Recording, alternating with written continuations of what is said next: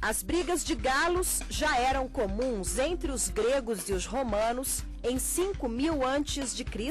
Naquela época, havia códigos para regulamentar a prática. No Brasil, a disputa foi trazida por espanhóis e portugueses, ainda na época da colonização.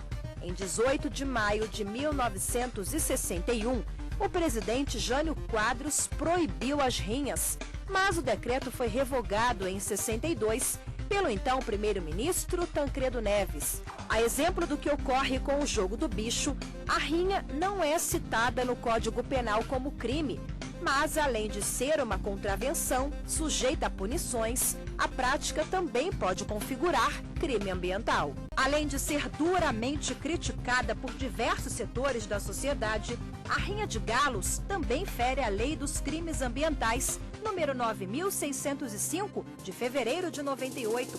O artigo 32 da lei cita como crime praticar maus tratos, ferir ou mutilar animais silvestres, domésticos ou domesticados, nativos ou exóticos. A pena será de 3 meses a 1 ano de prisão e multa, aumentada de 1/6 a 1/3 se ocorrer a morte do animal. Na maioria das vezes, os galos que participam das competições lutam até a morte e os que escapam saem extremamente feridos. Para brigar, o animal é preparado desde os primeiros meses de vida. O galo passa a vida aprisionado em gaiola pequena.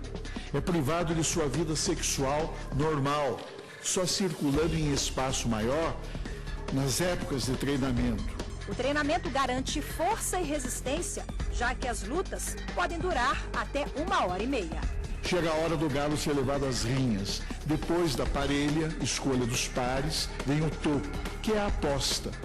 E as apostas são elevadíssimas. O fundamento em que se apoia a pretensão de inconstitucionalidade do diploma legislativo em referência reside na prática de atos revestidos de inquestionável crueldade contra aves das raças combatentes, galos, aves que são submetidas a maus tratos em competições promovidas por infratores do ordenamento constitucional e da legislação ambiental que transgridem com seu comportamento delinquencial a regra constante do inciso 7º do parágrafo 1º do artigo 225 da Constituição da República, que contém prescrição normativa cujo teor, após proclamar que todos têm direito ao meio ambiente ecologicamente equilibrado, verdadeiro bem de uso comum do povo e essencial à sadia qualidade de vida, está assim enunciado. Cabe reconhecer, portanto, senhor presidente, o impacto altamente negativo que representaria e representa para a incolumidade do patrimônio ambiental dos seres humanos, a prática de comportamentos predatórios e lesivos à fauna, seja colocando em risco a sua função ecológica, seja provocando a extinção de espécies, seja ainda submetendo os animais a atos de crueldade. O ministro Dias Toffoli, o primeiro a se manifestar depois do relator, fez uma nova leitura do inciso 7º, artigo 225 da Constituição. Quando ele fala proteger a fauna e a flora vedadas, na forma da lei. Eu entendo, com a devida vênia, que a legislação ordinária, então, é que tem competência para estabelecer esta proteção e a gradação dessa proteção. E já existe, inclusive, a legislação criminal ambiental brasileira distingue entre a fauna e a flora nativa da fauna e a flora alienígena para fins de proteção e de penalização. Com relação ao meio ambiente, no meu modo de ver, este aqui é o princípio regra, que inclusive supera regras infraconstitucionais quando dispõe, dentre as obrigações da defesa a todos, a defesa do meio ambiente, proteger a fauna e a flora, vedadas as práticas que coloquem em risco sua função ecológica, provoquem a extinção de espécies ou submetam os animais à crueldade.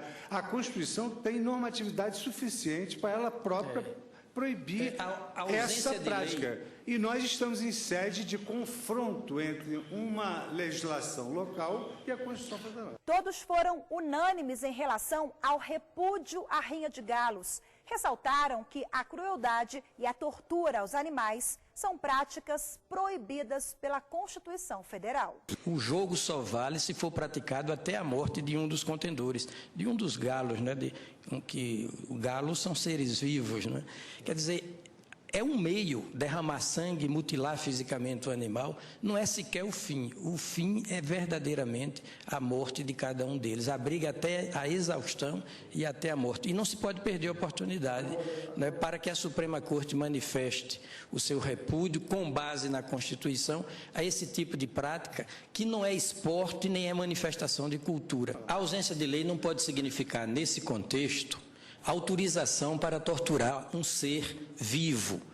E até porque da tortura de um galo para a tortura de um ser humano é um passo. Inconstitucionalidade por vício formal ou vício material. Para o ministro Marco Aurélio, a Lei Estadual do Rio de Janeiro falhou ao invadir a competência privativa da União para decidir sobre o tema. Nós estamos no controle concentrado de constitucionalidade. E se formos ao preceito da Constituição, nós vamos ver que a vedação, né, ela está remetida à lei. E penso que padece a lei local de um vício de forma, porque, a meu ver, o trato da matéria teria que se dar em âmbito federal. A lei local, ao invés de vedar, né, ela autoriza em si, né, a denominada competição galística, né? E aí surge a problemática. O preceito, no que remete à lei, a cuidar das vedações, ele é autoaplicável? Tenderia a responder de forma negativa. E diante das ponderações, o ministro Dias Toffoli resolveu voltar atrás. Ele seguiu a linha adotada pelo ministro Marco Aurélio e votou pela inconstitucionalidade da lei fluminense por vício formal. Havendo a lei federal, realmente não caberia ao Estado autorizar algo que está vedado pela lei federal. Então, pelo fundamento do ministro Marco Aurélio, no sentido de que realmente é formal a inconstitucionalidade, eu voto pela procedência. Me parece que aqui é difícil, embora talvez o tema deva continuar a merecer reflexão e talvez esforços no sentido de aprimoramento da fundamentação.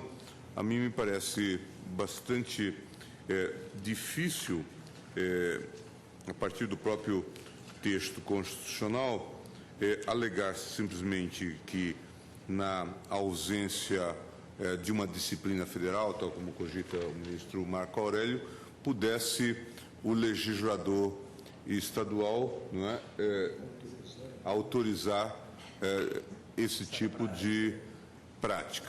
Nós chegamos ao requinte de discutir se matar o galo com lei ou sem lei, se é inconstitucionalidade formal ou material, mas todo mundo está de acordo que nem pode matar o galo e que a lei é inconstitucional. A decisão foi unânime e a Lei Estadual do Rio de Janeiro, que permitia as competições entre os galos, perdeu a validade. Há um movimento mundial nesse sentido. Proibiu-se agora as touradas em Barcelona.